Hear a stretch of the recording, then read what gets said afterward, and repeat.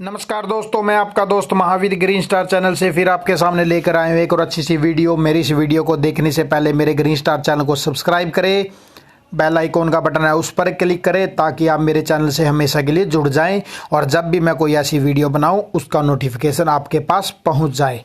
तो दोस्तों लाइक करें, शेयर करें, कॉमेंट करें।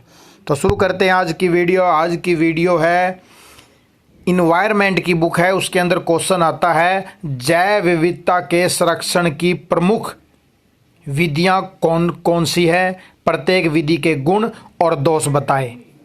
तो दोस्तों शुरू करते हैं आज की वीडियो कि जैव विविधता को संरक्षित करने की दो विधियां हैं, कृत्रिम संरक्षण, संस्थानिक तथा प्राकृतिक संरक्षण।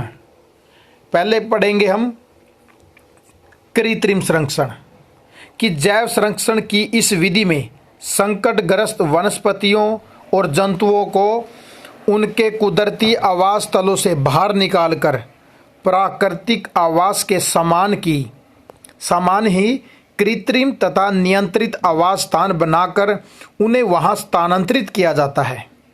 इसे अव्यवस्थानिक संरक्षण भी कहा जाता है। इन कृत्रिम आवास स्थलों में चिड़ियाघर, botanical garden, aquarium, gene bank, pollen bank, जीव बैंक, सीडलिंग बैंक, उत्तक संवर्धन, एक डीएनए बैंक जैसे संरक्षणात्मक तरीके शामिल किए जाते हैं। देखिए इस कृत्रिम आवास का कार्य निष्पादन। विश्व में लगभग 1500 बोटनिकल गार्डन व आर्बोरेता जहां पेड़ों व झाड़ियों की कृषि की जाती है, जिनमें 80,000 से अधिक प्रजातियों का संग्रह है। इनमें से ज़्यादातर के पास बीज बैंक, उत्तम संवर्धक सुविधाएं हैं। इस समय विश्व में 800 व्यावसायिक स्तर पर प्रतिबंधित चिड़ियाघर है, जिनमें स्तनधारियों, पक्षियों, सरीसृपों व उभयचरी जंतुओं की 3000 प्रजातियों की देखरेख की जा रही है। दुनिया भर में स्थापित एक्वेरियमों में संकटापन्न जल जीवों, विशेष मछलियों की अनगिनत प्रजातियों को संरक्षण प्रदान किया जा रहा है। बीज बैंक के माध्यम से वैज्ञानिक ढंग से प्रजातियों की किस्मों को बचाया जा रहा है। टिश्यू कल्चर संस्थान प्रजातियों की कोशिकाओं व शुक्राणुओं आदि का मानक स्तर पर संरक्षण करते हैं। अब आता है कृत्रिम संरक्षण के गुण या लाभ। नंबर 1 है संरक्षण की कृत्रिम आवास में जीवों की कम संख्या होने के कारण उनकी सुरक्षा व आवश्यकता का पूरा ध्यान देना संभव हो जाता है। इस विधि में प्राकृतिक आवास के समान भोजन, तापमान, प्रकाश व हवा, पानी को आपूर्ति का पूरा ध्यान रखा जाता है।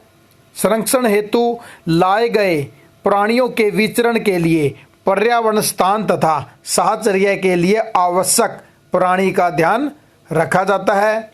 प्राकृतिक आवासों जैसा वातावरण उपलब्ध होने पर प्राणियों के प्रजनन व संवर्धन की संभावनाएं प्रबल हो जाती है।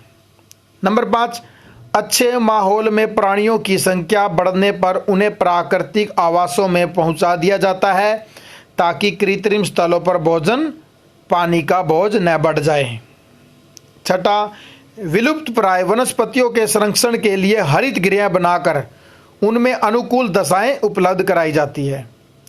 पौधशालाओं में पौधों को तैयार करके उन्हें भी प्राकृतिक आवास स्थलों में स्थानांतरित किया जाता है, यानी पौधशाला नर्सरी।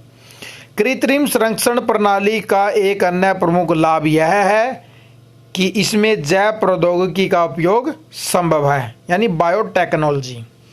अब आता है कृत्रिम संरक्षण के दोष। भाई इस प्रणाली के तहत बहुत ही कम संकटापन्न प्रजातियों को संरक्षण प्रदान किया जाता है। प्रकृति से कृत्रिम आवास में आने पर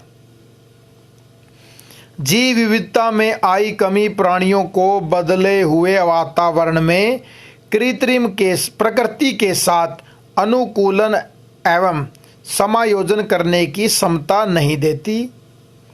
कृत्रिम आवास स्थलों के प्रबंधन के लिए अत्यधिक पूंजी व संसाधनों की आवश्यकता पड़ती है। कई बार इन स्थलों पर मानवीय भूल व प्राकृतिक कहर से जंतुओं की मृत्यु हो सकती है। नेक्स्ट है सबस्थानिक व प्राकृतिक संरक्षण। कहते हैं इस विधि में जीवों को कहीं भी स्थानांतरित किए बिना उन्हें उनके प्राकृतिक आवास स्थलों पर ही अनुकूलता उपलब्ध कराई जाती है। वन्य प्राणियों व पादपों की अभिवृद्धि के लिए राष्ट्रीय पार्क, अभयारण्य, जैव मंडल संरक्षित क्षेत्र आदि स्थापित किए जाते हैं। अब प्राकृतिक संरक्षण के लाभ अथवा गुण। भाई जीवों के लिए सर्वाधिक उपयुक्त स्थल प्राकृतिक आवास ही होते हैं। सबस्थानिक संरक्षण प्रणाली में वन्य जीवों एवं वनस्पतियों का प्राकृतिक खाद्य जल एवं खाद्य श्रृंखला के अनुरूप पोषण होता है। यह एक सरल व सस्ती प्रणाली है जिसमें मनुष्य एक सहायक के रूप में कार्य करता है। इस प्रणाली में न केवल वर्तमान जीवों का संरक्षण संभव होता है बल्कि नए जीवों की उत्पत्ति की प्रक्रिया भी चलती रहती है। अब प्राकृतिक संरक्षण के दोष। नंबर 1, इस प्रणाली में विशाल भूखंड की जरूरत पड़ती है। जैव विविधता की अधिकता के कारण संरक्षण के पैमाने का पता नहीं चल पाता। सबस्थानिक संरक्षण में वनों में रहने वाले मानव समुदाय को स्थानांतरित करके बाहर भेजना पड़ता है। निकटवर्ती मानव बस्तियों में इस स्थलों में चोरी चकारी का डर बना रहता है जिससे संकट उत्पन्न प्रजातियों का अस्तित्व खतरे में रहता है। तो दोस्तों आज का क्वेश्चन यही समाप्त होता है। मुझे आशा है कि आपको ये क्वेश्चन समझ आ गया होगा। तो फिर मिलते हैं नेक्स्ट वीडियो में नेक्स्ट क्वेश्चन के साथ। तो मेरे चैनल को सब्सक्राइब जरूर कर दीजिए, वीडियो को ज्यादा से ज्यादा शेयर करिए। जय हिंद, जय भारत।